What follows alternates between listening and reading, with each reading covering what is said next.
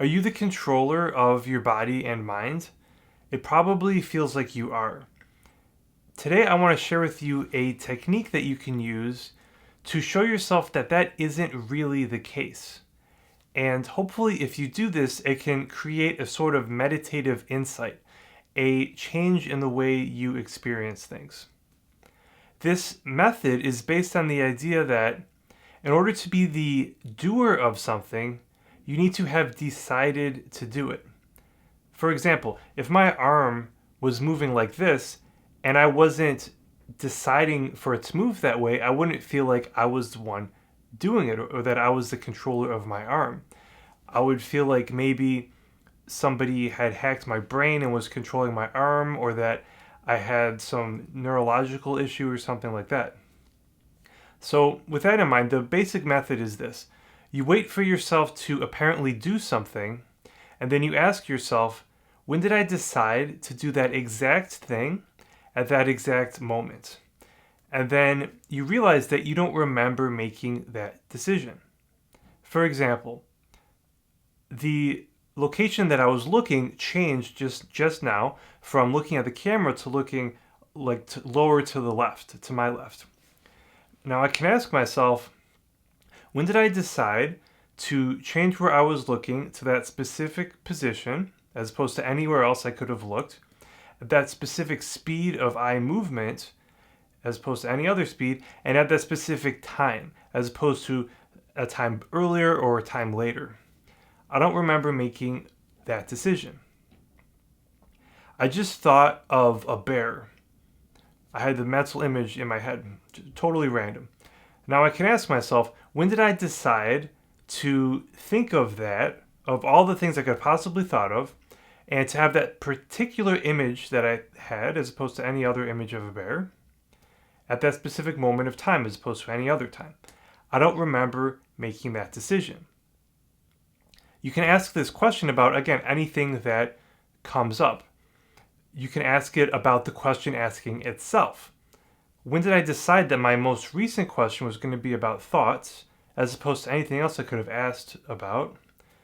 And when did I decide the exact length of time between my most recent question and the one before that?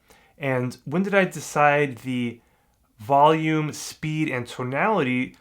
I don't remember making that decision. If you do this for a while, then hopefully there can be some shifts in the way that you experience things. For example, there might be moments of mental stillness. It might feel like things are happening automatically, or that you're a spectator of your body and mind. Certain phrases might resonate with you more than they did before. Phrases like, the universe is doing me, or I don't know what will happen until it happens. Also, this brings up two interesting questions. The first is, if you're not the controller of your body and mind, then who or what is? I made a video about this, which I post in the description, but the basic idea is that there's a plurality of forces that determine your thoughts or behavior at any moment. It's not just your brain, it includes multiple parts of your brain. It also includes your body and the environment.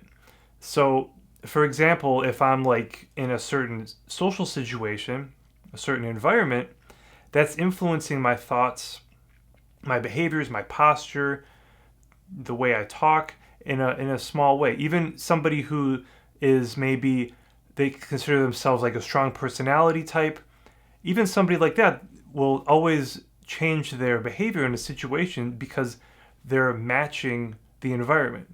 So anyways, all of these forces can be thought of almost like mathematical forces.